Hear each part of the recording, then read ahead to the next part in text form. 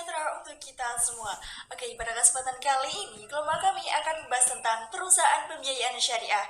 Hal ini saya rasa cukup penting sekali karena mengingat bahwasanya di Indonesia sendiri sudah banyak sekali perusahaan-perusahaan pembiayaan yang berbasis syariah. Untuk itu, perkenalkan kelompok kami terdiri dari 3 orang. Yang pertama, Tiana Utafiani dengan NIM 12640621001. Yang kedua, Yeni Amalia dengan NIM 12640621005. Dan yang ketiga, Nisrina Julia Fatin dengan NIM 12640621016.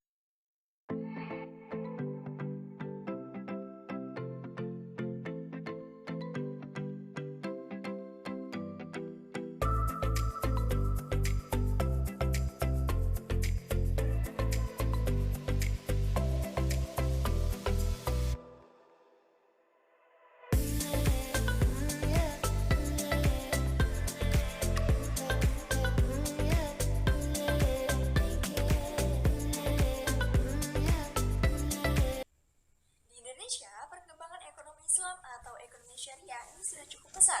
Hal ini ditandai dengan meningkatnya jumlah bank atau lembaga keuangan non-bank yang berbasis syariah. Sebenarnya, ekonomi Islam atau ekonomi syariah tidak hanya membahas tentang perbankan syariah saja, tetapi juga semua hal yang berkaitan dengan kegiatan ekonomi. Salah satunya adalah perusahaan pembiayaan. Dalam hal pembiayaan, lembaga keuangan memiliki peran atau eksistensi yang cukup penting. Perusahaan pembiayaan merupakan salah satu aspek yang telah diatur dalam syariat Islam. Tentunya pada bagian muamalah yang mengatur pada hubungan antar sesama manusia. Nah, selanjutnya kita akan membahas tentang konsep dasar dari perusahaan pembiayaan syariah. Berdasarkan Peraturan Menteri Keuangan Nomor 84 PMK Nomor 012 Tahun 2006 menyebutkan bahwa perusahaan pembiayaan adalah badan usaha di luar bank dan keuangan non-bank yang khusus didirikan untuk melakukan kegiatan yang termasuk dalam bidang usaha lembaga pembiayaan.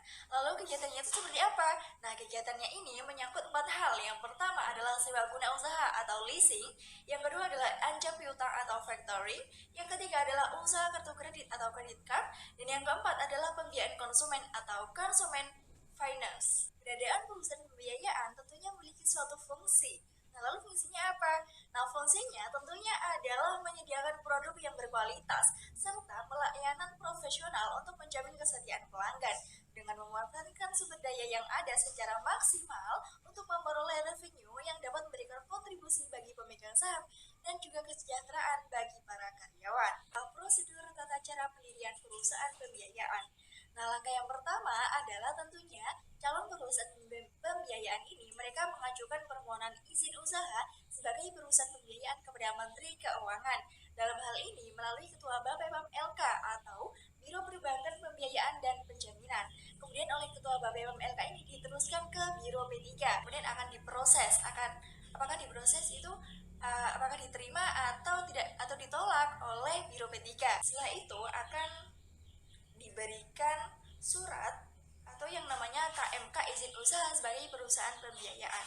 Dengan catatan, perusahaan yang telah memperoleh izin usaha sebagai perusahaan pembiayaan wajib melakukan kegiatan usahanya selama lambatnya 60 hari sejak tanggal izin usaha itu ditetapkan. Dan juga melaporkan kegiatan usaha kepada Menteri Keuangan melalui Ketua Bapepam LK ini selambat-lambatnya selama 10 hari sejak tanggal dimulainya kegiatan usaha. Sebelum mereka memutuskan untuk mendirikan perusahaan pembiayaan, tentunya ada beberapa syarat yang harus mereka tempuh. Nah, syaratnya ini adalah 9, ada cukup banyak sekali ya. Nah, yang pertama adalah akta pendirian badan hukum termasuk anggaran dasar yang telah disahkan oleh instansi berwenang. Kedua, ada data direksi dan dewan komisaris atau pengurus dan pengawas. Ketiga adalah data pegang saham. Ini bisa berorangan atau badan hukum. 4. Ada sistem dan prosedur kerja, struktur organisasi, dan personalia. 5. Fotokopi bukti pelunasan modal disetor dalam bentuk deposit berjangka. Keenam, rencana kerja untuk 2 tahun pertama. Bukti kesiapan operasional. Perjanjian usaha patungan antara pihak asing dan pihak Indonesia bagi perusahaan patungan.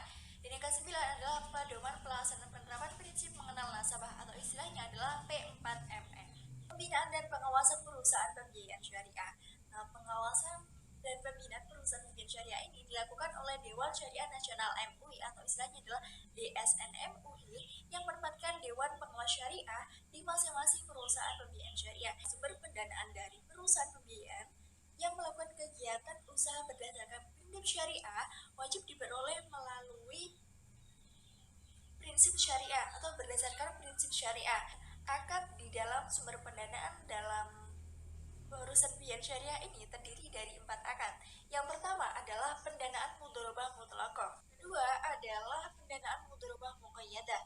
Ketiga adalah pendanaan mudharabah musyarakah. Keempat adalah pendanaan musyarakah atau equity participation. Demikian adalah pembahasan mengenai konsep-konsep dasar dari perusahaan pembiayaan syariah.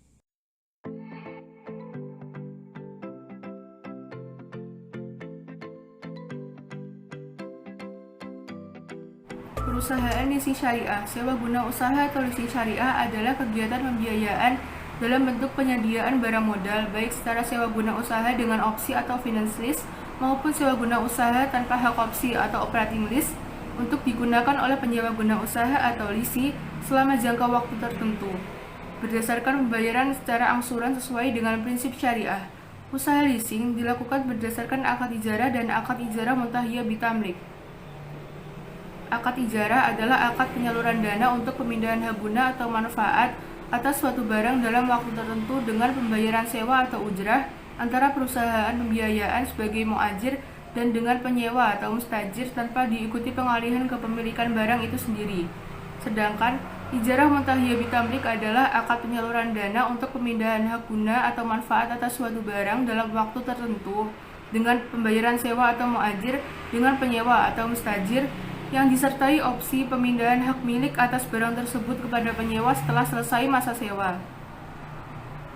Adapun prosedur transaksi leasing syariah secara umum adalah: 1. Leasing menghubungi supplier untuk pemilihan dan penentuan jenis barang, spesifikasi harga, jangka waktu pengiriman, dan jaminan purna atas jual barang. 2. Pihak leasing mengajukan permohonan untuk memperoleh fasilitas suatu barang modal, di mana leasing dapat meminta leasing quotation. Pihak lessor atau perusahaan pembiayaan kemudian meneliti kelengkapan dokumen yang telah dipersyaratkan. 3. Jika permohonan leasing diterima, maka pihak leasing dan lessor bertemu untuk menandatangani perjanjian serta biaya-biaya yang harus dibayar oleh leasing. 4. Selanjutnya pihak lessor melakukan pemesanan kepada supplier sesuai dengan tipe dan spesifikasi barang yang telah diinginkan oleh leasing dan membayar sesuai pembayaran. 5. Pihak supplier mengirimkan barang sesuai dengan surat pesanan dan surat bukti pembayaran kepada leasing. 6. Penyerahan dokumen atas supplier kepada lessor, termasuk faktur dan bukti-bukti kepemilikan barang lainnya. 7. Pembayaran lessor kepada supplier. 8. Pembayaran angsuran secara berkala oleh leasing kepada lessor selama masa sewa guna usaha yang seluruhnya mencakup pengembalian jumlah yang telah dimiliki.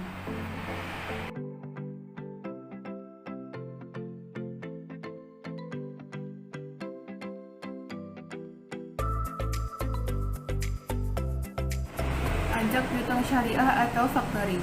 Ajak piutang adalah kegiatan pembiayaan dalam bentuk pembelian atau pengalihan serta pengurusan piutang atau tagihan jangka pendek suatu perusahaan dari transaksi perdagangan dalam negeri ataupun transaksi perdagangan luar negeri.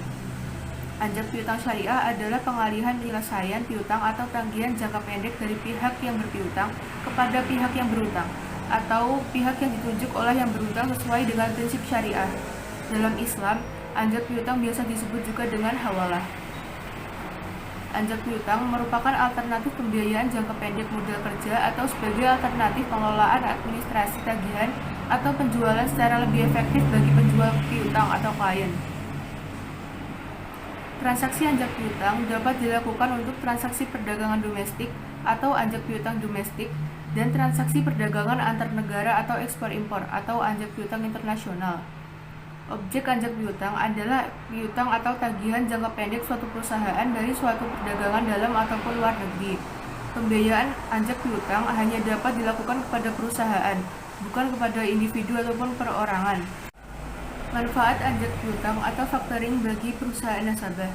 1. Factoring dapat menolong cash flow perusahaan yang melakukan penjualan secara kredit sehingga dana yang diperoleh dari penjualan piutang kepada perusahaan anjak piutang akan memperlancar kegiatan produksi dibandingkan apabila produsen tersebut menagih sendiri kepada kreditor. 2. Bagi perusahaan yang berkembang pesat dan belum dapat diimbangi dengan defisit kredit, dengan menggunakan jasa perusahaan anjak piutang, perusahaan yang bersangkutan dapat berkonsentrasi dalam meningkatkan usahanya. 3. Factoring dapat memperlancar perputaran modal kerja perusahaan sehingga dapat meningkatkan laba. Dalam Fatwa Dewan Syariah Nasional MUI dijelaskan mengenai ketentuan akad anjak piutang, yaitu 1. Akad yang dapat digunakan dalam anjak piutang secara syariah adalah wakalah bil ujrah. 2. Pihak yang berpiutang mewakilkan kepada pihak lain untuk melakukan pengurusan dokumen-dokumen penjualan, kemudian menagih piutang kepada pihak berhutang atau pihak lain yang ditunjuk oleh pihak yang berhutang. 3. Pihak yang ditunjuk menjadi wakil dari yang berpiutang untuk melakukan penagihan kepada pihak yang berhutang atau pihak lain yang ditunjuk oleh pihak yang berhutang untuk membayar. 4. Pihak yang ditunjuk menjadi wakil dapat memberikan dana talangan atau hard kepada pihak yang berpiutang sebesar nilai piutang. 5. Atas jasanya untuk melakukan penagihan piutang tersebut, pihak yang ditunjuk menjadi wakil dapat memperoleh ujrah atau fee. 6. Besar ujrah harus disepakati pada saat akad dan dinyatakan dalam bentuk nominal, bukan dalam bentuk persentase yang dihitung dari pokok piutang. 7. Pembayaran ujrah dapat diambil dari dana talangan atau sesuai kesepakatan dalam akad. 8. Antara akad wakalah bil ujrah dan akad hard tidak diperbolehkan adanya keterkaitan. Fatwa Dewan Syariah Nasional MUI juga menjelaskan, jika salah satu pihak tidak menunaikan kewajibannya atau jika terjadi perselisihan di antara pihak, maka penyelesaiannya dilakukan melalui Badan Arbitrase Nasional Syariah atau Pengadilan Agama apabila tidak tercapai kesepakatan melalui musyawarah.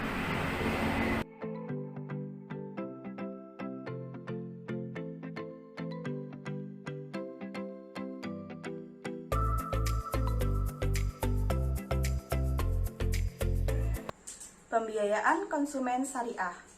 Pembiayaan konsumen syariah adalah sebuah kegiatan pembiayaan untuk pengadaan barang berdasarkan kebutuhan konsumen yang pembayarannya secara angsuran sesuai dengan prinsip syariah. Pembiayaan konsumen ini bagi pengguna dana diperlukan untuk memenuhi kebutuhan konsumsi. Kebutuhan konsumsi tersebut terdiri dari kebutuhan primer dan kebutuhan sekunder.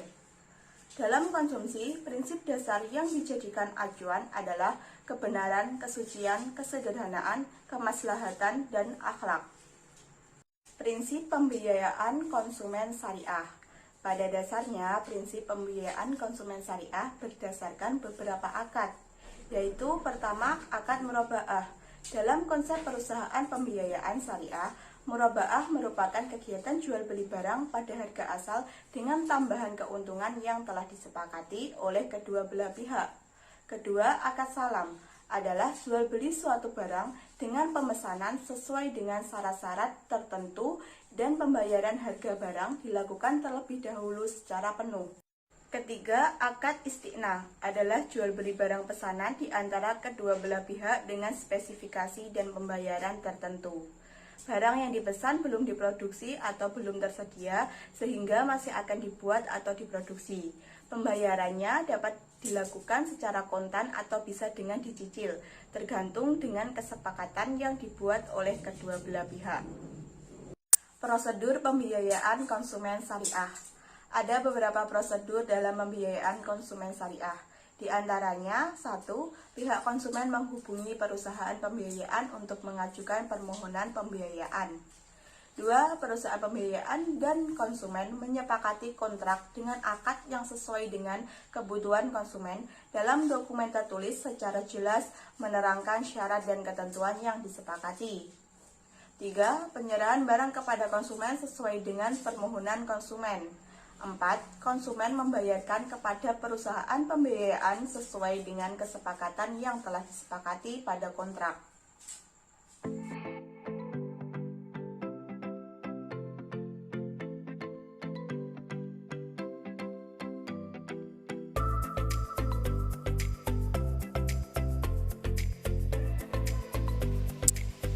Kartu kredit syariah. Kartu kredit syariah adalah kartu kredit yang pada dasarnya memiliki fungsi yang sama dengan kartu kredit lainnya, serta terikat dengan peraturan yang berlaku dan dijalankan dengan prinsip dan kebijakan yang bersifat syariah. Hal ini diatur dalam Ketentuan Umum Fatwa Dewan Syariah Nasional Majelis Ulama Indonesia (DSN MUI) nomor 54 tahun 2006 mengenai kartu kredit syariah. Akad dalam kartu kredit syariah. Salah satu hal yang membedakan kartu kredit syariah dengan kartu kredit konvensional adalah dalam kartu kredit syariah tidak ada bunga di dalamnya. Namun terdapat beberapa penerapan akad di dalam kartu kredit syariah. Beberapa akad tersebut adalah 1. Akad kafalah. Akad kafalah yang atau di dalam bahasa Indonesia disebut dengan transaksi, artinya bank selaku penerbit kartu kredit akan bertindak sebagai pihak penjamin di dalam berbagai macam transaksi yang dilakukan oleh nasabah selaku pemegang kartu kredit. 2. Akad card adalah pemberian pinjaman yang dilakukan oleh pihak bank kepada pihak nasabah untuk mengambil sejumlah uang tunai melalui kartu kredit yang dimilikinya pada mesin ATM. Ketiga, akad ijarah merupakan sejumlah biaya keanggotaan atau biasa disebut dengan iuran tahunan yang dikenakan oleh bank kepada nasabah selaku pemegang kartu kredit. Hal ini dilakukan sebagai bentuk imbal jasa atas layanan yang diberikan oleh bank kepada nasabah selaku pemegang kartu kredit. Keempat, akad saf merupakan fasilitas yang diberikan oleh bank kepada nasabah untuk melakukan transaksi keuangan dalam bentuk mata uang asing. Keunggulan kartu kredit syariah. Ada beberapa keunggulan dalam kartu kredit syariah, di antaranya yaitu 1. Didukung oleh Mastercard sehingga bisa digunakan di seluruh dunia. 2. Biaya administrasi di merchant lebih rendah. 3. Denda dialihkan ke sektor sosial. 4. Sudah difatwakan, sehingga tidak perlu takut melanggar aturan agama.